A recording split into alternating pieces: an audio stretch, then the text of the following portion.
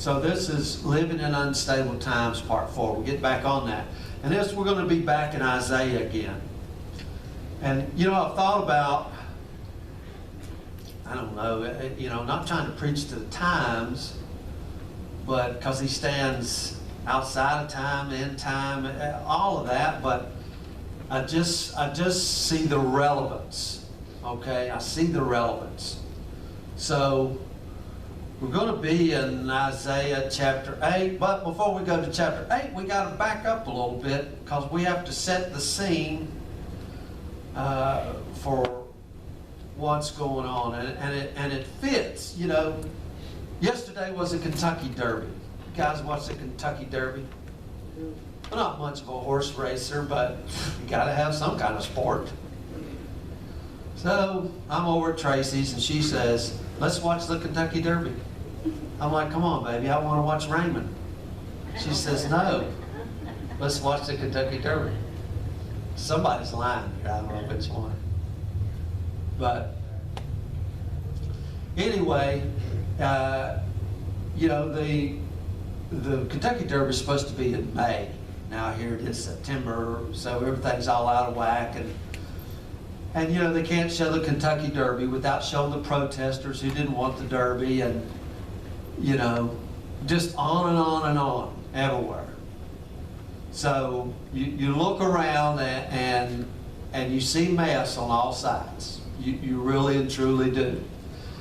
And people think, well, oh my God, it's got to be the end of time. Well, I just want to show you something here today, that this stuff has been going on since Cain busted Abel in the head and killed him. Okay?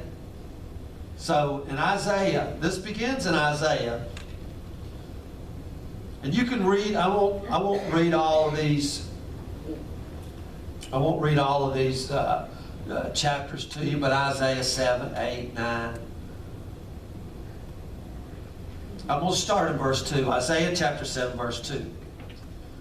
When it was reported to the house of David, so they get this report, the house of David, saying, the Arameans, or really that's the Syrians. Remember last week we were talking about the Assyrians?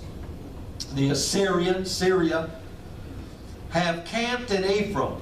Now if you know anything about history, Ephraim was part of the northern 10 tribes. The Arameans have camped in Ephraim. His heart and the hearts of his people shook as the trees of the forest shake with the wind. So they get report that there's an invasion. Now, Ahaz here, if you're reading through Isaiah, remember his grandfather had died. Uzziah was his grandfather. And then his dad became king. Jotham, you don't hear much about him. Well, now his son Ahaz is king. But they're the kings of Judah. They're down there in Jerusalem, okay? Ephraim's up north. So this great empire has come to camp in Ephraim, in these northern 10 tribes. And they get word down in Jerusalem of what's taking place. And they get so scared that they are, just as a wind is blowing through the trees, everyone is shaking and trembling. Fear is sweeping through like a plague. Okay, I want you to understand that. We got a pandemic now, but fear is a pandemic, and this fear is sweeping through, and it's going through just like the wind, and all the trees are bowing and moving, and they're just held by the wind, and so fear here is being described as a corporate thing, a societal thing. You can feel the cold wind of fear. Can you get what he's saying right here? That it's like they got the word and then you got scared, and because you got scared, he got scared, and he got scared, and you got scared, and it's just And it's like a cold fear that's going through. And it's going through all of Judah here. Society, everybody's bound down with fear. So much so that Isaiah speaks to it. And he speaks to it as something that seems to happen to Isaiah too, the great prophet Isaiah. I mean, he's one of the majors, you know. He gets caught up into this. I mean, Isaiah, the prophet, the preacher, he's in the king's court. And he's addressing this fear. So I want to skip over to chapter 8 and verse 11. This because I told you that Denise stole my stuff today. For thus the Lord spoke to me.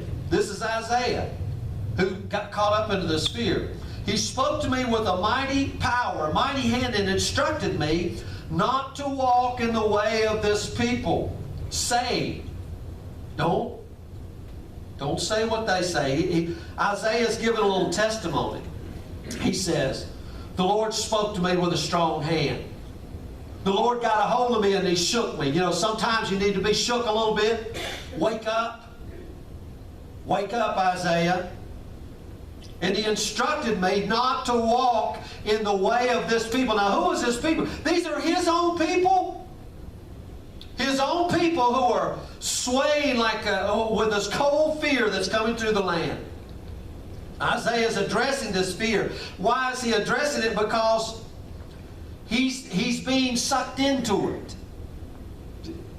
Do you understand what I mean? He's being drawn into it. He's being sucked into this fear. And the Lord had to say to Isaiah, stop it.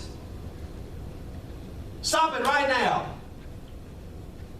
Stop it. You're not to walk in the way of this people.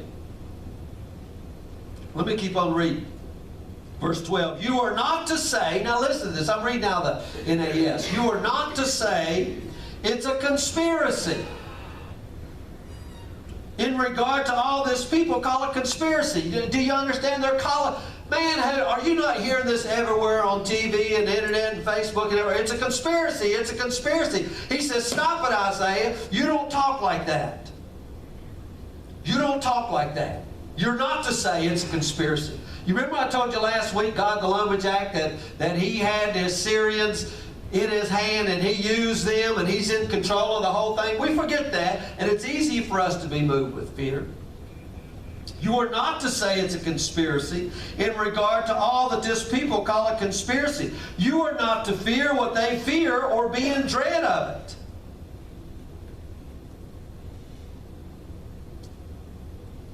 It is the Lord of hosts whom you should regard as holy. He shall be your fear. He shall be your dread. Then He shall become a sanctuary, both to the house of Israel, a stone to strike and a rock to stumble over, and a snare and a trap for the inhabitants of Jerusalem. Do you get what's going on here? And I want to tell you guys this, okay? You can actually be drawn into fear. You can be drawn into depression. You can be drawn into despair. Now, sometimes you can be going along. Do you ever you're just going along and all of a sudden you feel depression, you feel despair, you feel fear, you don't even know why, and it's so dadgone real, as if a darkness descended upon you? Now, I'm telling you the truth here. You can feel this. If you want to know more of what I'm talking about, you can feel this when you go in certain places. You can feel this when you go in certain cities, certain communities, certain homes. There's a depression there. There's a darkness. There's a despair. There's a fear there that's descended over that place. And you can be in the midst of that place, and you can be caught up into that fear, into that depression. And the very thing that I'm talking about, guys, it's moving in our country right now. It's moving in our cities, moving in our communities. Really and truly is. It's like breathing in a poisonous gas, and you begin to fear what they fear. I mean, you look around at all the uncertainties that's going on. I mean, I know we've all had these thoughts, my gosh. We begin to despair with their hopelessness, right? And when I'm saying this, I'm not so much talking about cities. I am. You see it moving through there, but also, guys, you understand it's in the church. They have no hope. The church really, they want to. Now think about this. You know, I've said this many times before. They want to give this world over to evil and just get me out of here and let evil have it. No, this is ours. God made it, and it's good, and we're going to win. There will be a new heaven and a new earth. I want you to understand that. Evil won't have a place. We'll root it out. And I'm telling you the truth here. We'll root it out. But the church has become, they've gotten swept up into the fear. Oh man, what if we lose the election? What if we win the election? What if this? What if this? And all these millions. And you can be swept right up into despair and hopelessness. Isaiah was. He was being caught up into it. And the thing is, there's so many avenues for this to come into your life. Every time you turn the TV on, it's there. It's coming at you. Every time you open up your cell phone, it's coming at you. You open up your email. You open up your computer. Get on Google. Anything. It's there. I don't know. I seen this the other day. I didn't believe it was true. Showed Tracy. And it just kind of blows my mind, but I mean, this is out there. Oh, you go on to Google and type in the word idiot. And do you know what comes up? Donald Trump. Now think about that. I want a Wikipedia definition. Your commander-in-chief comes up under the word idiot. It's pitiful. And I couldn't believe it. I thought, no way. I Googled it. First picture, Donald Trump. Idiot. So they're attacking our kids in the schools, in the colleges, everywhere they go. They're being, I mean, so it is so easy to be caught up into this hopelessness, this despair. What are we going to do?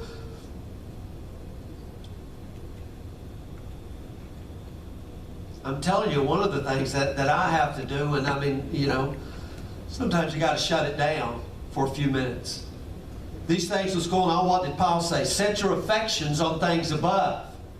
To get our minds out of this stuff and just realize who God is. We forget who God is, and we think the devil is so powerful, and he ain't nothing.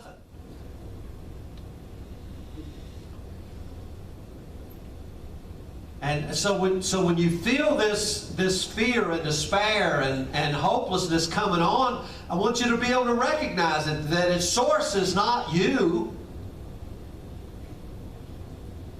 It's this cold fear of wind that's blowing, and I want you to be ready for it. I'm talking about a real spiritual dimension here that's very, very, very real. Okay? Very, very real.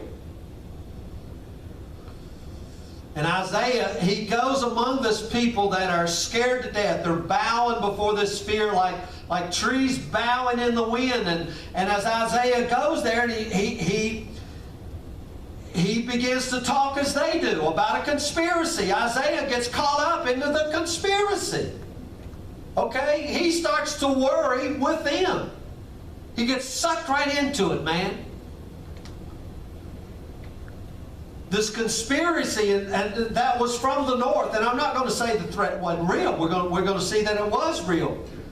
They had a fear of these terrorist attacks that was being thrown at them, and they're going to be in the midst of you, and they're going to It's not going to be a war like a face-to-face war. It's going to be these terror tactics and keep you in this fear. They're going to infiltrate you and they're going to take over. And it's a great conspiracy against us. And Isaiah was starting to talk like they talked. And he says, the Lord got a hold of me and he shook me and he got a hold of me with a strong hand like that. You're a prophet. You're mine. Enough's enough. And then he says, you shall not fear what they fear. You shall not talk like they talk. I don't want to hear it. Sometimes the Lord's got to shake you a little bit. He says, stop it. You don't talk like they do. They're going around. Conspiracy, conspiracy on everywhere. Terrorists, fear, fear, conspiracy. Nonsense. That's what the Lord says to Isaiah. Nonsense. If you're going to fear, fear me. If you're going to be afraid, you want some fear, fear me. At this time here in Isaiah, I mean, I don't know if they had newspapers or Facebook. They probably were just getting Facebook. But it was the headlines everywhere. It would have been the headlines on every newspaper. The southern tribe of Judah.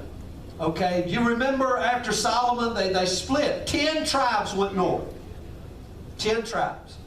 Okay, so that left Levi. They wasn't even really counted. They wasn't warriors. They were priests. And Benjamin, if you remember, Benjamin got wiped out in Judah. Or not Judah, in Judges. They got wiped out, so they're little or nothing. So that left one tribe against 10. And you know what? Even though they were brothers and sisters of all Israelites, they had their own king. There was a king of Israel, there was a king of Judah. David come from the king of Judah. Now there's 10 verses 1, and plus these 10 have taken up an alliance with the Assyrians, the greatest nation around. Man. And plus the Israelites and the people from Judah, they had bad blood between them. They didn't like each other.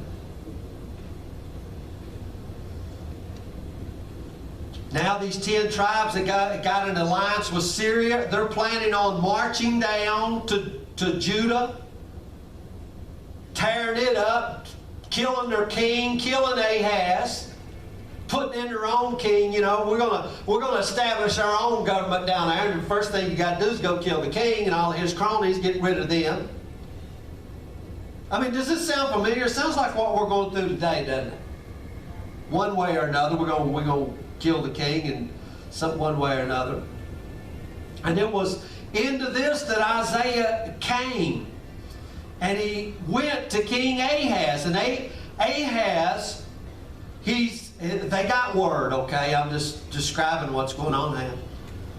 So Ahaz he's out on the edge of Jerusalem. He's checking on the water supply because they're anticipating the siege. And what they would do, they would go in the city and lock all the gates, and they would stay in the city. So you better have a good water supply. David had built them water supply. So he's out there checking out the water supply. And Isaiah goes to him and says, the Lord is with us, and the Lord is going to handle this situation. And he wants you, King Ahaz, to ask him a sign. And now, King Ahaz, I know how you feel. The threat is real. There's fear and despair. The Lord acknowledges where you're at, what's going on. So the Lord has told me to ask anything you like. Ask the Lord a sign that'll help your faith. I mean, you could ask the sun to go backwards. You could ask the moon to turn flips. Whatever you want. Ahaz, ask the Lord a sign, and he'll give you a sign, and this will help your faith. Now Ahaz, he had hardly turned an eye towards God in years, you know. Kind of one of them. He suddenly becomes very religious. And he says, well, I wouldn't tempt the Lord God by asking him for a sign. I mean, you know, what do you mean? Actually, It was a very sneering way of saying, Isaiah, I wish you'd just get on out of here. Let us prepare for war. Let us get ready to do battle. I'm probably going to be killed. I'm the target. And Isaiah became beautifully angry. You know it's okay to be angry? Became beautifully angry. And he said, well, very well then. I will speak to the whole house of David. If you won't listen, I'm going to speak to this whole house. And when he's talking to the whole house of David, he's talking to all the descending kings who are going to come from this line of David. Ahaz is in the line of David. Okay? He's about 300 years from David. Okay? David was back here 300 years later was Ahaz. Maybe another 1,000 years before the Lord comes on the scene. But he says, very well, if you won't listen, I'm going to speak to every one of those kings of the whole house of David. All your children's, all of those descendants. And he says, I'll give you a sign. And here's the sign, and let it be known. It says in the scriptures, behold, a virgin shall conceive, and be with child. Now think of that, that's where all this comes from. You know, this is Christmas time stuff, right? And he tells Ahaz that when this child is just a toddler, all of your enemies that are right now, they'll be long gone. As a matter of fact, y'all won't even remember who their names was. You won't even remember what's going on.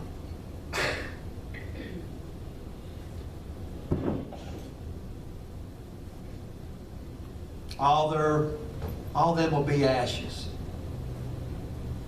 And this virgin that will conceive and be with child, and that child shall be Emmanuel. I mean, you get a hold of that? That's a Hebrew word which means God with us. And because God is with us, no one can touch us. God is going to achieve His purpose through a virgin-born child. Who is God with us? That was the sign. That's how that verse came into being. Conspiracy. Israel in league with Syria. They're going to come down and kill the king, and everybody's worried. Conspiracy. They're all in fear. Ask a sign, Ahaz. Ask a sign. No, I'm not going to do that. I'll give you a sign then. A virgin shall conceive. His name will be Emmanuel, God with us.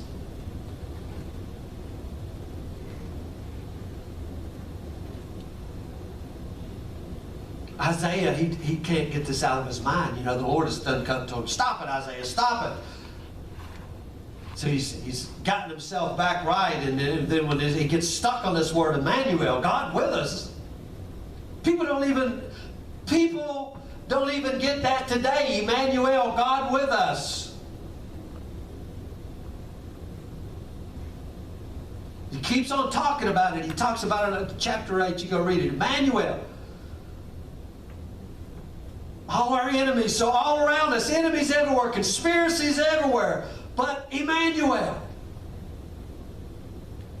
God with us. These enemies, they'll come right up to us, and they'll just fall back. They'll fall over. I mean, now I get it. Now I've read the verse. Thou preparest the table before me. Where? In the presence of my friends? The presence of my enemies. They're there with the little beady eyes, but they can't get to us. Why? Emmanuel.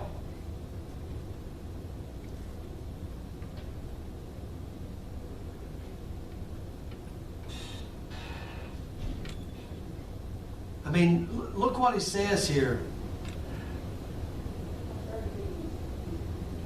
I'm just going to go over here to Isaiah chapter 9. But there will be no more gloom for her who was in anguish.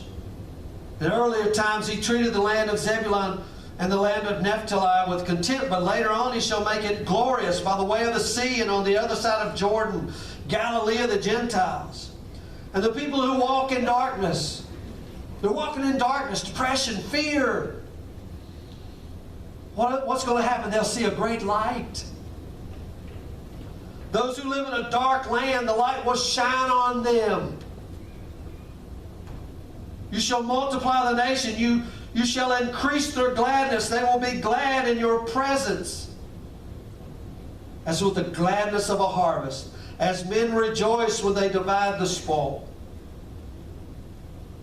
For you will break the yoke of their burden and the staff on their shoulders. I mean, what are we talking about? Break the yoke of their burden and the staff upon the shoulders. Remember, Jesus said, "Come unto me, all ye that labor and are heavy laden." Now these daggone Jews are down there arguing, "We're free, we're Abraham's children, we're free." And you say, "We're in bondage." Who do you think you are? Remember those people that said in great darkness, what? Light has come. They saw great light. He'll break that burden off. What burden? I mean, we know well, we're burdened to the law, but what is it all about? It's fear. I mean, isn't that the burden? I mean, isn't this what he says in Hebrews? All their life subject to fear of death. Fear, fear, fear. What if this happens? What if that happens? What if this happens?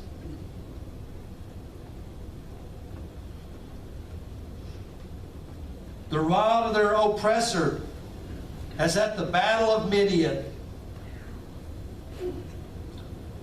For every boot of the booted warrior in the battle tumult, and cloak rolled in blood, will be for burning fuel for fire. For a child will be born to us, a son will be given. The government will rest on his shoulders. His name shall be called Wonderful, Counselor, Mighty God, Eternal Father, Prince of Peace. And there will be no end to the increase of his government or of his peace. Now think about that. You know what that means? That means his government and his peace is ever going forth to conquer and to conquer, to overtake, to root out, to free the oppressed. On the throne of David and over his kingdom, to establish it, to uphold it with justice and righteousness from then on and forevermore. The zeal of the Lord of hosts will accomplish this. I love that. His own zeal will accomplish it.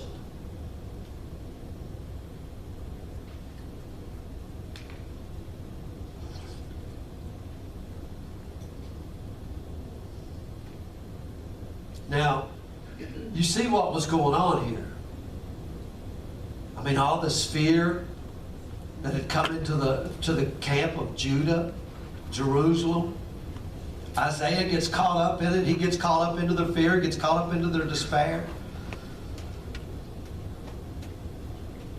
And now for us, we think, well, you know, for these people, they thought it was the end. That's what they thought. They thought it was the end. And now, today, you turn on the news, you turn on Facebook, everywhere you go, and you can be sucked right into fear, despair, intimidation, dread, terror, like walking in a fog.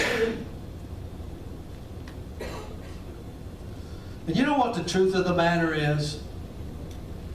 And this is the sadly part, is, I mean, we could be looking at civil war. I won't sit up here and tell you. There's many wars in the scriptures. And, you know, I look around and it's a powder keg ready to go. It really is. Oh, you know, this was minor news. Minor news. Now think about this. Minor news. You know, down in Georgia, where they rescued 29 kids out of that home down there. These kids were being it was sex slaves. They were trafficking these kids. And they had this lady I was talking about. She said every 40 seconds a child in the United States is abducted. Every 40 seconds. Every 40 seconds. Think about that. Every year. Of course, abortions are down. But do you know still we have over 1 million abortions a year right here in the United States? 1 million? Every 40 seconds, your little girls are getting abducted, taken into sex traffic, and 1 million babies are being killed every year.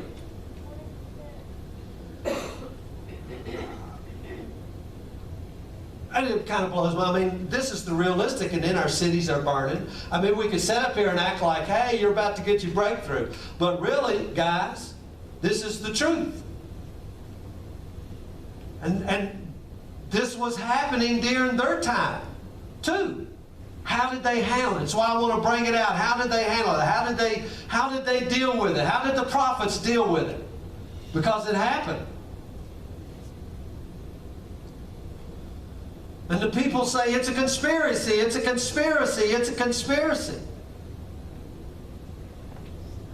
And what they were saying was, there are forces that are gathering against us. And do you realize there are forces gathering against us? He said, in this world, you'll have lollipops and tulips all your life. Boy, you guys correct me real quick. I have the wrong translation. In this world you shall have tribulation. But then what's he say? But be of good cheer. Why? I've overcome the world. And he calls us more than conquerors, overcomers. Do you understand? He says, this world hates you. Why? Because it hates me. So they don't really hate you. They really got nothing against you. You were as dead as they were in trespass and sin. They hate him who is in you. So really, don't take it personal. That's what he's saying. Don't take it personal. They really hate me. They're taking it out on you. You just happen to be in the wrong place at the wrong time. Right here, 2020.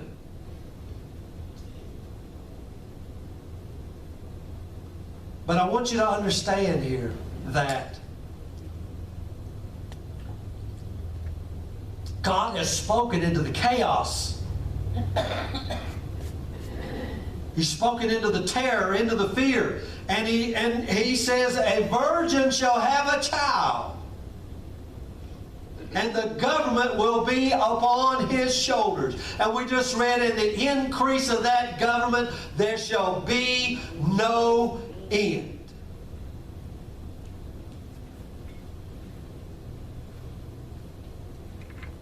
And he says, because of that one who is Emmanuel, all those that you fear, they'll just pass right out of your mind. You'll look back and say, why was I afraid of them?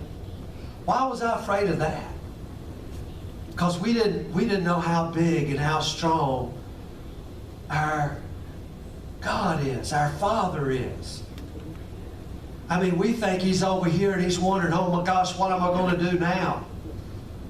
You know, he goes down to Ahaz and says, hey, what kind of sign do you want? He did that to Hezekiah. What kind of sign do you want? Oh, you don't make the sun go back 10 degrees? Pfft, drop my bucket. Sun go back 10 degrees. That ain't nothing. That guy, I mean, afraid. But you know, Isaiah, the great prophet, he got caught up into that fear, into that despair. And look, fear, well, I've talked about this before. Fear is a neutral word. A neutral word. So it depends on what you are fearing as to what the fear feels like. Now, understand what I'm saying. Fear means to stand in awe. Overwhelmed. Awe. You know, we use the word awesome. Awesome. Like, wow, you know, that's a giant tidal wave that's coming. That's a giant storm that's coming, and it's coming to wipe me out. Well, you're standing in awe of something that is greater than you. That's what it means. Now, if that fear is malignant, then what does it mean? It's out to destroy me, and whatever I'm seeing is out to destroy me. then the feelings I get will be despair, depression, overwhelmed, worry, anxiety. You understand. But if the one I look at is love, awesome love, that this one that has sworn in covenant to my protection, to provide for me, I have totally different feelings, and I'm standing in fear of the Lord. Does that make sense? I'm standing small in the arms of the one that says He will hold me, that none can pluck me out of His hand, that no matter what He says, I will never, never, ever, never, not for 1 second leave you. I will never in any way forsake you, ever. Still the same word, fear here. Fear of the Lord. Fear is worship. You got. So what that means is, and when I say this, worship, can't do a lot of. We can't go there very long, but it's not. It's not something we do on Sunday mornings when the music is playing, and we call that worship. What do we do on Tuesday? Fear is when we bring our entire life, everything, to stand in awe before God. My entire life.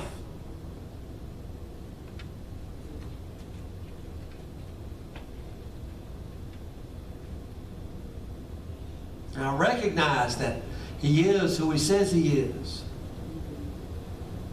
His love is directed at me. His love has purpose, and it's come right to me. And it wasn't shooting an arrow out in the field and just accidentally hit me with love. He came with a purpose and hunted me down. Surely goodness and mercy has hunted me down. He was a hunter. He stalked his prey, and all of us were his prey.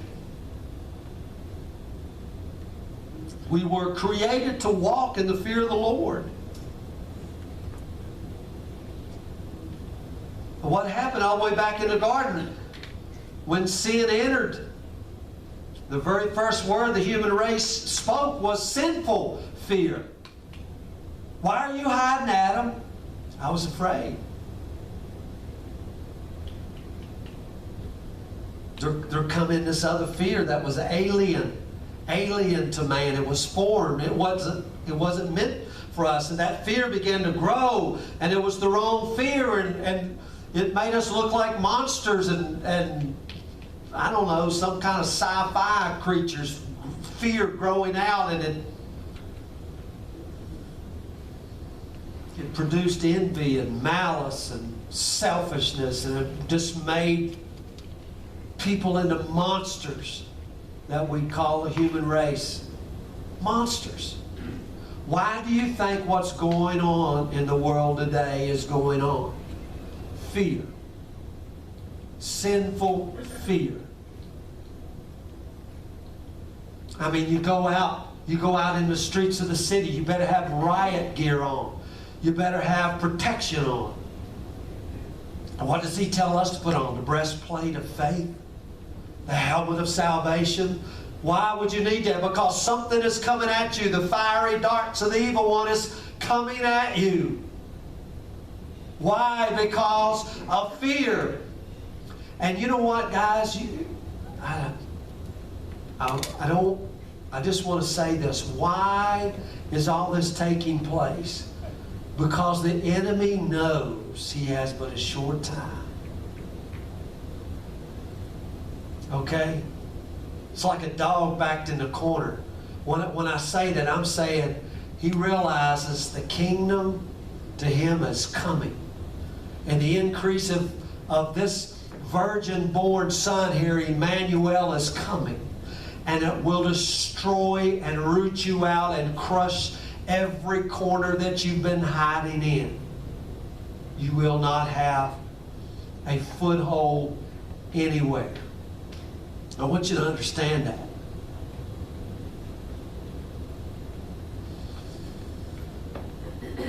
face that enemy today. There is an enemy out there. I want you to understand that. There is a true enemy out there that hates you and wants to destroy you.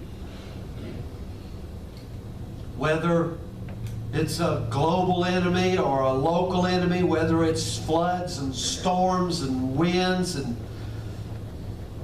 seems like we stand so small and they seem so great. I've been in some of those big storms before, tornadoes, not seen a tornado, but in the aftermath of hurricanes. And I can't remember what year it was, but I worked a hurricane called Hurricane Fran. I believe it was like in 99 or 97, 98. That went up through Charlottesville. And I went up there to work, and you'll come up on places and everything's gone on the railroad. There's just a piece of rail left. All the ties are gone and the rail's down in the river. So we would get this big equipment up to pull the rail. We had to build everything because all the mountains are gone. And I can remember standing up on a boom truck on top of the rail. We were on the rail, and I can remember standing up in the bed of this big old crane truck, a boom truck, holding a shovel up as high as I could on my tippy toes. And the flood wash of that storm was higher than I could reach. It was up in the top of the poles and the trees. And I thought, how in the world? And after 2 or 3 days, it stunk so bad because there was carp and catfish dead everywhere who had washed up in there. And we'd come along, we had all these fire hoses and everything. We just started spraying mud out of everything. And I thought, man, the devastation, and you just stand in awe of it. You understand? You feel so small. And all of that, it's easy to look at and say, wow, all of that is coming at us from all sides. And, we had to get a hold of Isaiah and say, stop it. Stop it, Isaiah.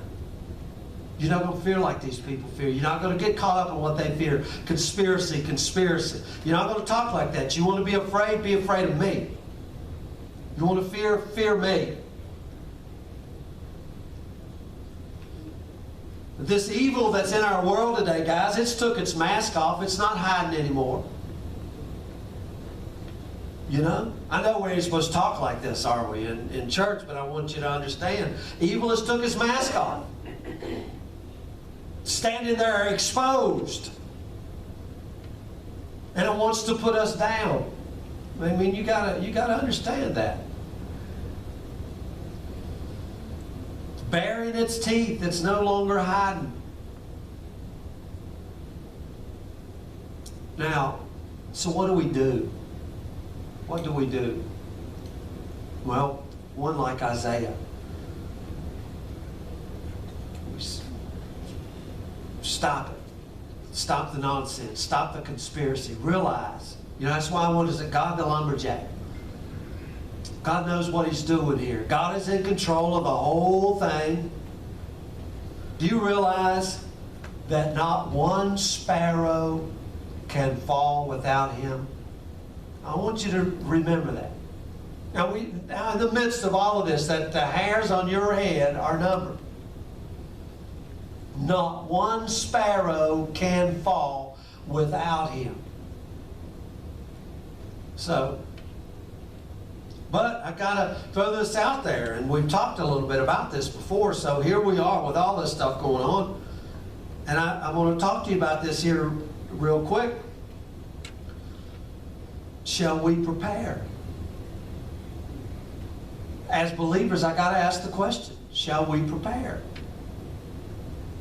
Now, most, what I'm calling preppers here, prepare out of the wrong fear. The same as Isaiah. They're preparing because conspiracy. Right? They're coming. They're going to take everything. We're going to starve to death. We don't want to do that, so let's build a bunker and hide all of our stuff in.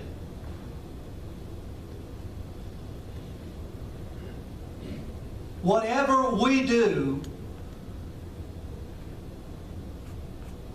as a community of love, a community of hope, we don't prepare out of fear.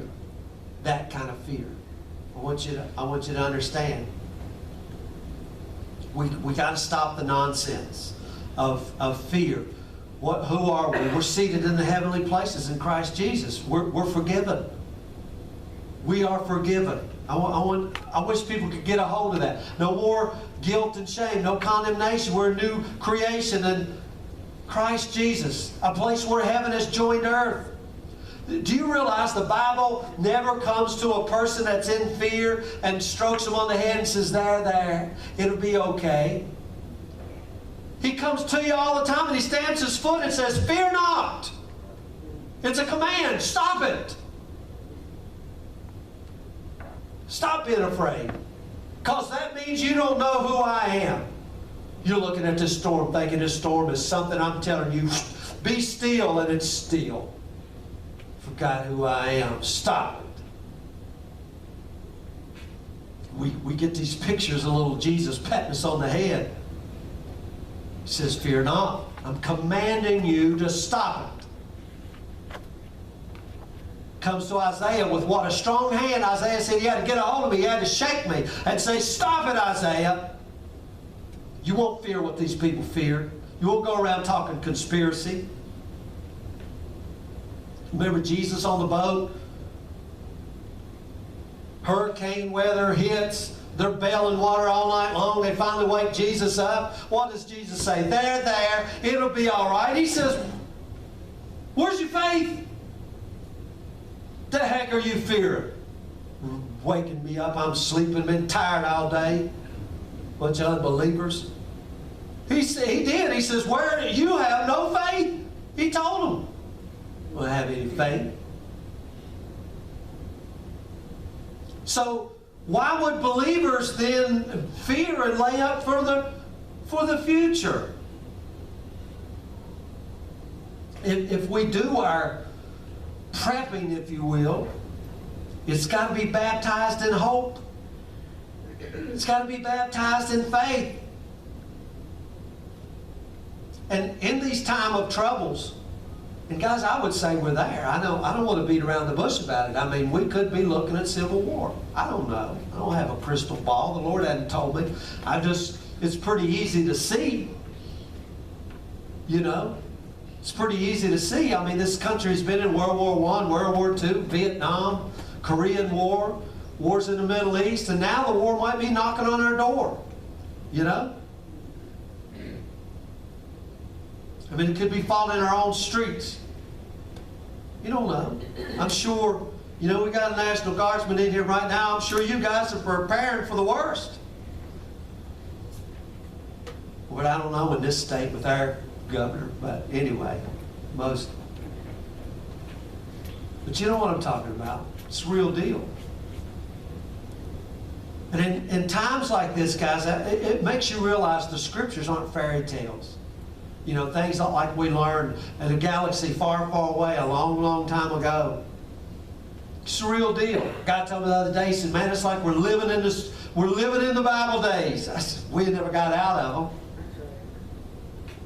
But you realize it's not myth. It's given us concrete history. It's given us a real report of the way God is, other than just fairy tales and myths and legend that happened a long time ago. I mean, you realize a bunch of disobedient, stiff-necked people, but yet they were God's people. He gave them manna every day for 40 years. They didn't even know what the name of it was. That's what the Hebrew word for manna, or the Hebrew word for what is it, is manna. They got up every day. They went to bed every night with their cabinets empty. There wasn't a stick of food in the can. And got up the next morning and had enough to eat all day. 40 years. And they didn't even like it. They wanted to go back and have onions and pizza back in Egypt.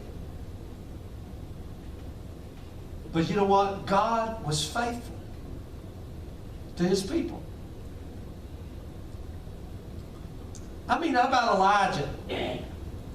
Elijah was living through this time. Here comes Ahab, King Ahab. King Ahab was a wimp, but he marries Jezebel. The reason he married Jezebel, she wasn't from Israel. She's from over there because there was an arranged marriage so that these people would have an allegiance. And she comes in and she brings in all the prophets of Baal and all their Baal gods and sets them up on every hill around. Elijah thinks he's the only dude left. This is how in the closet the church was. Now, these Baal gods are full of lust and sex and greed. Sounds like our country today, don't it? Lust and sex and greed. And the whole country was worshiping them, except for Elijah. And Elijah stood up against it and said, you know what? I'm tired of it. It's not, at my word, it's not going to rain for 3.5 years. Well, they didn't believe him for about, a couple weeks. No rain. And 6 months, no rain. And a year, no rain. And 2 years, no rain. We got to find this prophet. We got to find this guy and snuff him out. And God sends him down by a brook, Kerith, and has a daggone crow bring him a ham sandwich every day. That was real. I mean, we think about this some mystery, but I want you to understand a crow brought him a ham sandwich every day. And then, when the brook dried up, he sends him up north, outside of the borders of Israel, and he goes up there to a widow. He sees her out. She's picking up sticks, going to make one last fire. And her and her son, they're going to make one last pancake. And they're going to eat that pancake. Don't even have any syrup. Just pancake. And they're going to die. And the boldness of Elijah says, give that to me to eat. You give that to me, and your barrel of meal will never run out. You don't realize that really happened? It really, truly happened. And that food was multiplied. And it never run out. Jesus comes up on this couple. You've seen it in the movie. They run out of wine. We don't know who they are. They run out of wine. He didn't have to turn the water into wine. But he did. He said to multiply. He didn't have to. And that was kind of scandalous. A good Baptist, Jesus would have turned wine into water. And I heard a guy say the other day, man, Jesus didn't drink no wine. He drank grape juice. I'm telling you, he's a stumbling stone. He feeds the 5,000, 5 loaves, 2 fishes. I told you guys, I seen that one time down here at New Garden Church. I don't remember what was out of mashed potatoes or corn, man. Corn. We just kept eating corn. Just kept eating corn, man. It never run out. And I know you think, oh, that's crazy. I'm telling you what, guys, that, we go in here to eat, and, some ladies look around, and I can remember my mom saying, oh my God, we didn't bring corn. We ain't got no corn. What are we going to do? And there's just one little bowl of corn, it'll be run out. I know how you ladies think. We're thinking, I'll just eat more cobbler. Right? That's what I'm thinking. I'll just eat more cobbler, because cobbler it's got to have corn in it.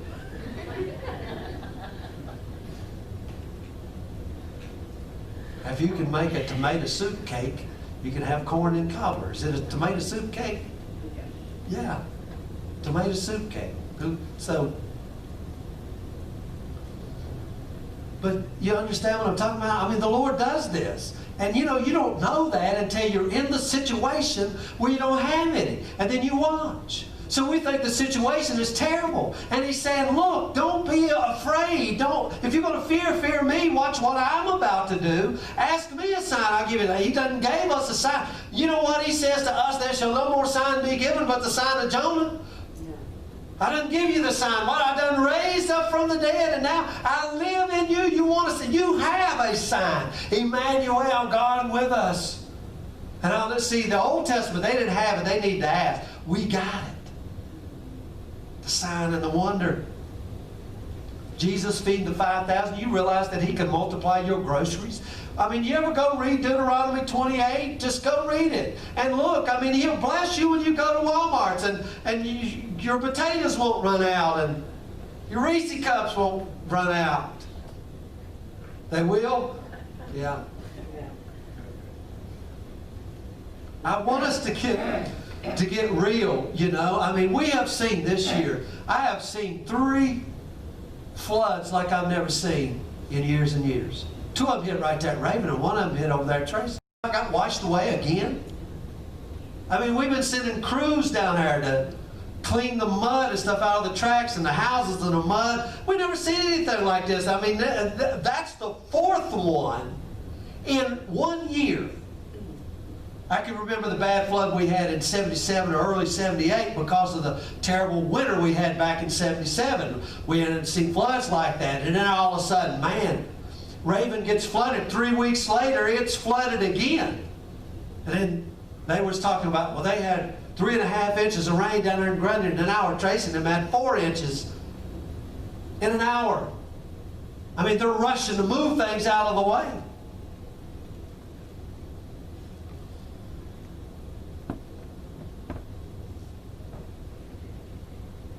But I want us to see this right here.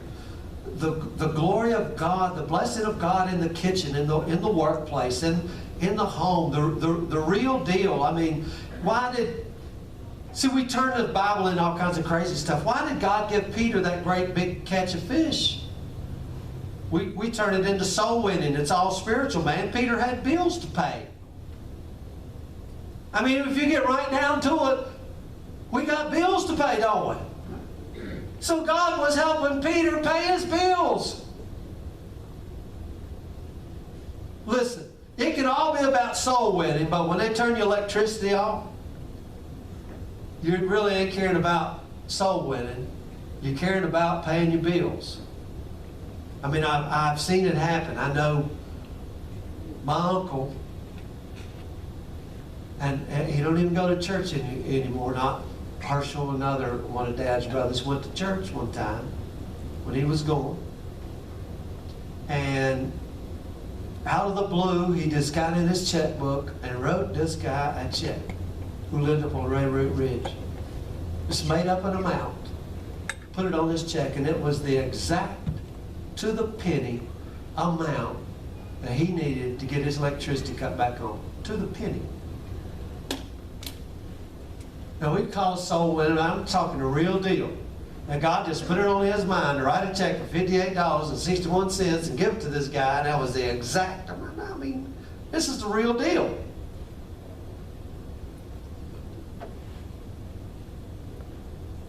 Our God doesn't live up in the clouds. And we check in with Him on Sundays. He's in us, right here. There's no secular. There's only one life, and that life we live is spiritual. God in the kitchen, blessing and multiplying. And, you know, I remember we watched that movie, The Insanity of God. If you guys haven't seen it, you should check it out or read the book and see how the church, you would think, would just fold up, but how they function around the world. And one of the testimonies, this wasn't in that, but one of the testimonies of these people, when the communism took over, they come to these people and they even took their chickens and they took their eggs, they took everything because it belonged to the states and they didn't have nothing. And these people said these chickens came out of the woods, wild chickens, and came into their house and laid eggs in their house and fed them. Now, you don't read this in the Bible, but I'm just telling you, they never missed a meal, they never missed nothing. It's crazy chickens. Come out of the blue, and they didn't even have to go hunt for the eggs. It came right into their house. And we laugh about it and we think, oh, no, I'm telling you, it's real. So why are we afraid? I mean, they tempted the Lord. Oh, I know, you can take these stones and make them into bread. Well, yeah, if I want to, I can. You know? I know that that one guy, he left here and went to Nigeria with a pastor, and he stayed over there, and he's seen miracles like you wouldn't believe, man. And they came back over here and nothing. And he asked the guy, wow, we're seeing these miracles over here in America. And the Nigerian pastor told him, y'all don't need Jesus. Y'all got Food Line. Y'all got CVS. We don't have it. We get a fever over there. Jesus don't heal us. We die.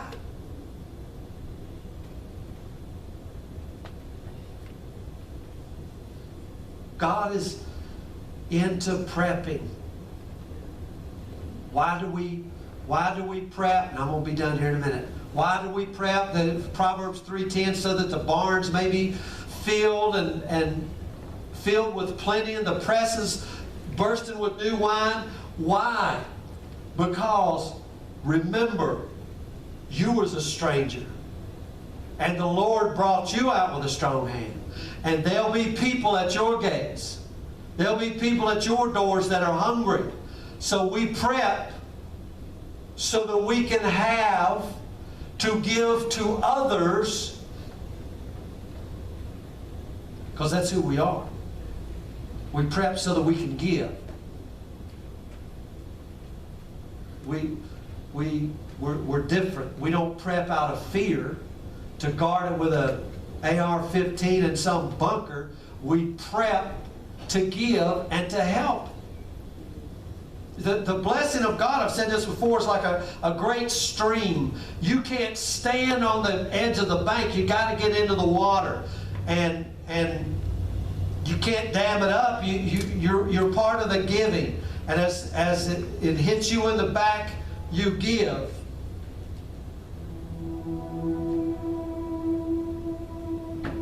So our nation has become a nation of victims and entitlement and selfishness. People say, you got to pay me to live. You owe me. You got money, so you owe me. That's the enemy I'm talking about, guys. That's the enemy that's invading our land like rats, like ants.